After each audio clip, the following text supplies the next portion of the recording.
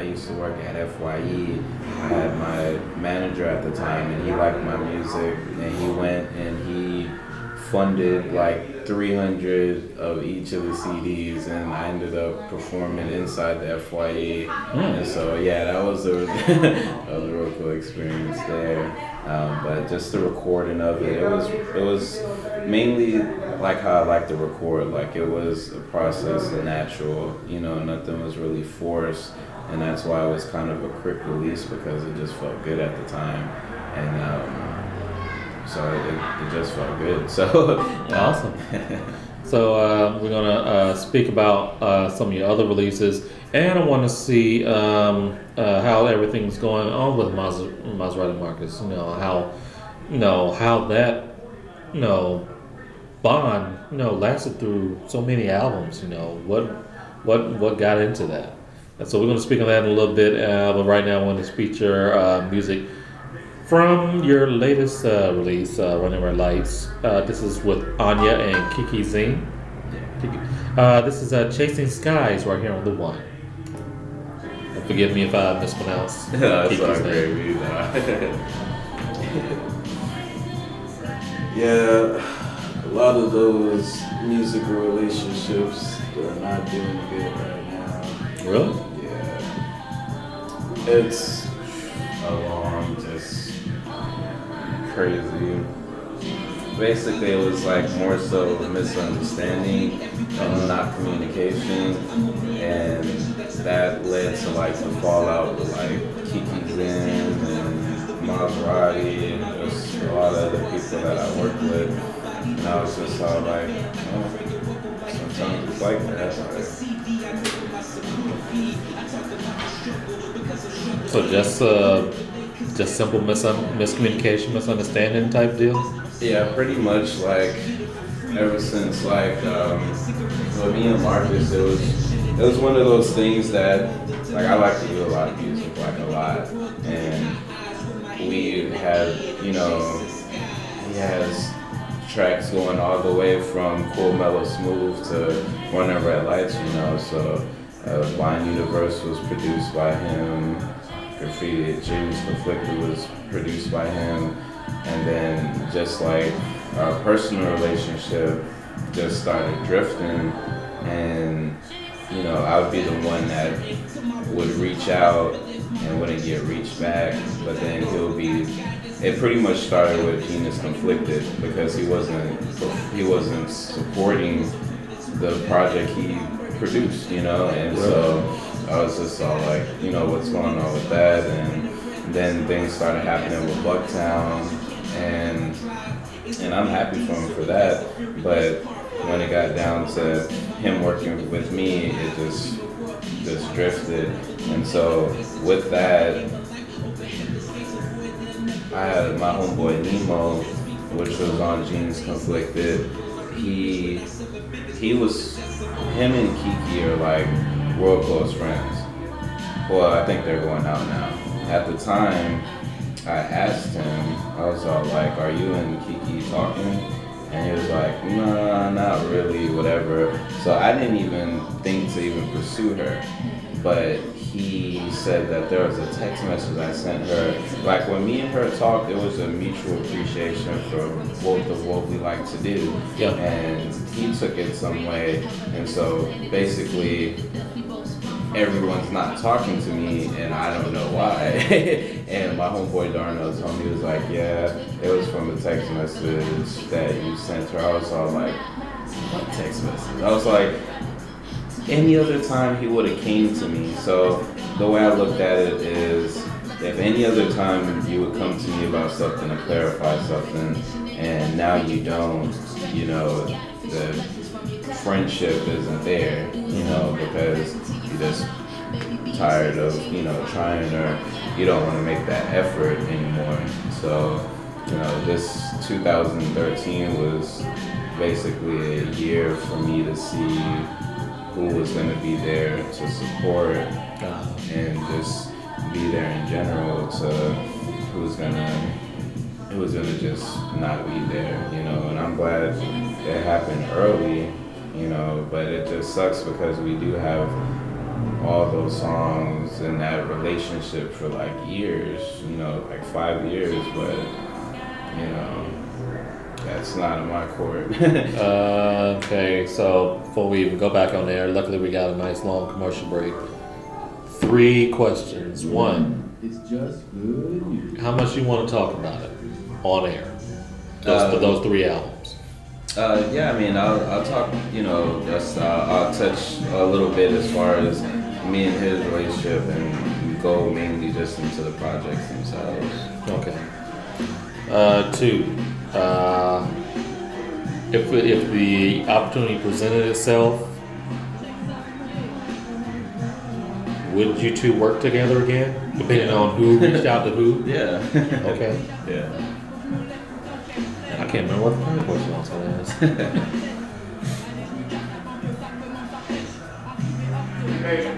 Yo. Let's go.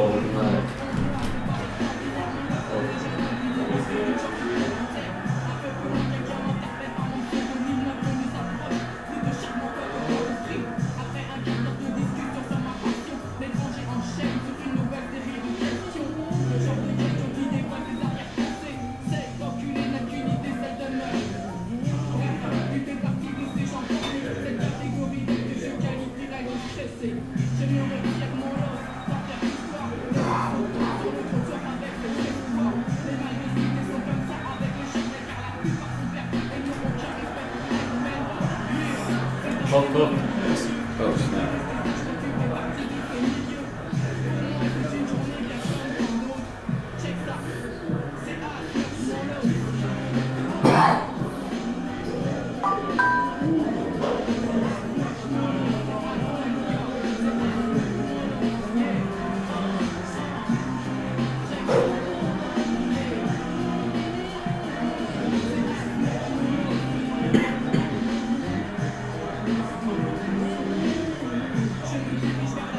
With this,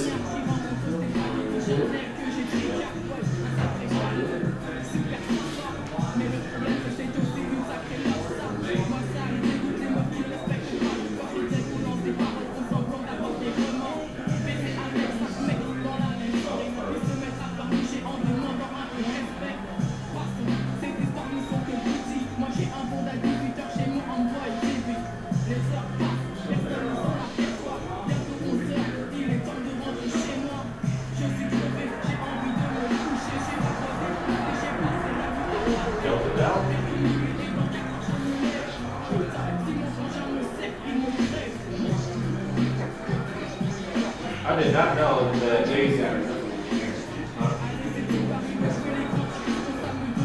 did not know that motherfucker was make sales.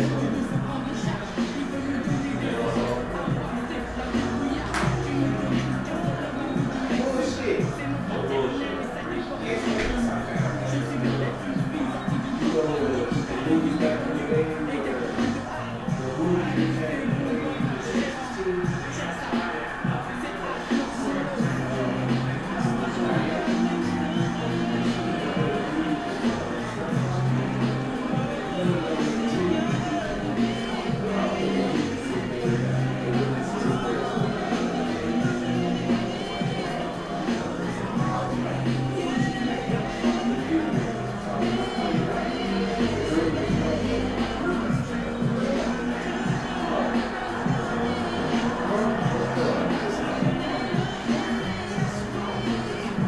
Yeah, really, dude. For real.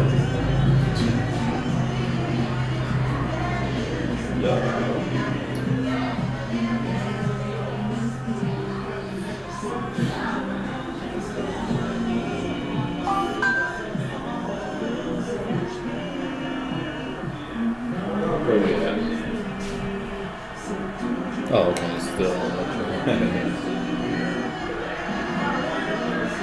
Oh! Touchdown.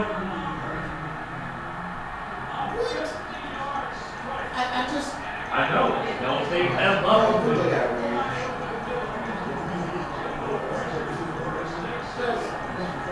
Oh, come on, Florida. I just knew this was y'all year. Was. It ain't over yet. beating Alabama. They're right off there. Basically, what Alabama did beat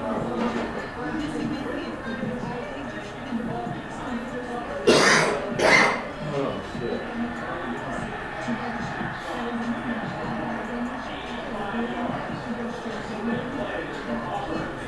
No, you give a fuck, but wait till Charlie Strong and Charlie Strong. Who is he? Coach of Louisville. First black coach at Texas. I ain't worried about that.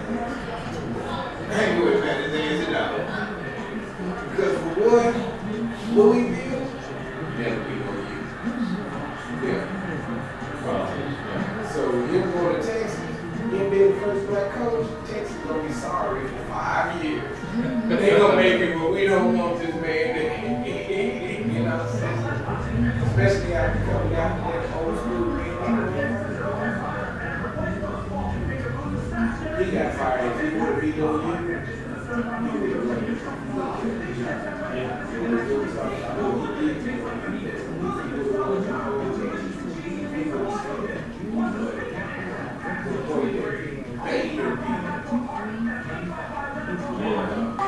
Never supposed to be a factor in that. Yeah. That never happened in age, you know.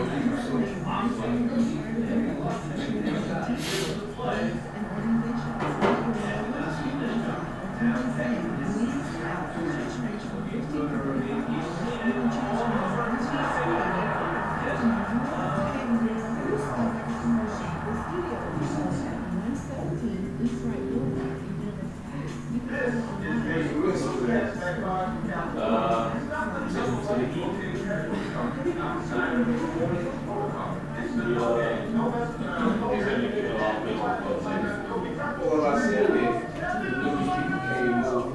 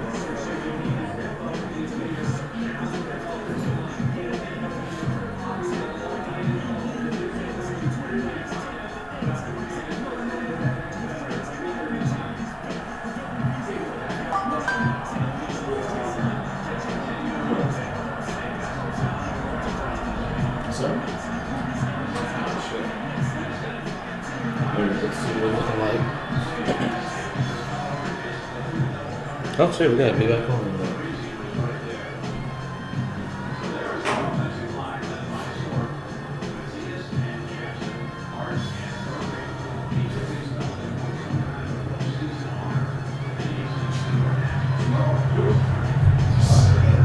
Thank you, sir. All right, here we go.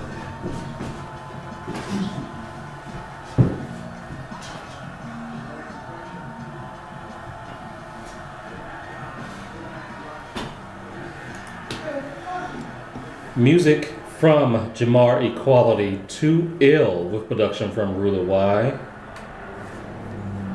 And we are back. It's the bottom of the hour. It's the Urban Suite with D Major and our special guest for Open Mic Monday, Mr. Composition. So the progressions from Mind Universal to your latest projects, how you feel about them, man? Well, pretty much I feel good. I mean, the progression between each one of them, you know, that's all I really want out of everything is progression. And you definitely hear that, you know, like you're just taking a journey with me, you know, from the unmastered stuff to just the subject matter to the more creative, the way everything is sounding, you know. I feel accomplished just seeing that, you know, in itself with those projects. Nice. Now, I know for quite a while you had worked with Maserati Marcus on some of the first projects. How was that symmetry going in, you know, for each project, and how does that compare to what you're working on now? Well, pretty much just, you know, me and Marcus, I met through my homeboy Darnell, and, you know, he's been on all the projects leading up, well, even on Running Red Lights, and, you know, pretty much it was just like, that beat's dope, and make a track, and it ended up being, you know, full-fledged projects. You know, I just really, you know, respected his craft, you know, when producing, and so the difference between what I'm working on, you know, now with difference between that is just maturity, you know, pretty much just venturing out and, you know, seeing what else, you know, what I can do, you know, with other producers and other people in general. And so when you hear like, you know, this project Rule Y, I mean, that has stuff dated back to, you know, when I was working on stuff then to now. So when you hear the songs on there, you got stuff that are like, you know, 4 years old on there to new stuff, and just flow together. Well, we can definitely tell, no matter who you're working with, you're always bringing heat, that's for sure. So, we're going to speak on more about some of the latest projects that you're working on coming up. But let's get into this track from you entitled Brick Wall. And great video, by the way. Thank you. You're tuned into the Urban Suite right here on the One Radio.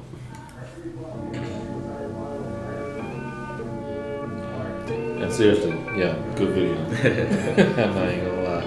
Yeah, how did the whole Expendable video go? Just Cheryl and I totally missed that shit. Yeah, what ended up happening is, this is just another thing I've just learned in 2013. Pretty much, like I was gonna have Dane Films shoot it, and it was nearing the time of the video, and I asked them, you know, how much it's gonna be, and the thing is, like I've been working with Dane since, you know, I did Running Red Lights, the video, and he told me like this price that was like almost double what he usually charges, you know, and I was just all like, I know the type of quality I'm gonna get for it, but it's more so of like, you know, why your price switch up, you know, that much, like almost double. And so I ended up just kind of working with my homie who filmed Brick Wall, and he's been working with me these last couple of weeks, and we've been just like perfecting it with everything that we can add to it, but to make it all make sense. So it ended up working out. So we're almost done with that. Oh, cool. Yeah, it's a trip. Like, think about having maybe like a video release party or some shit?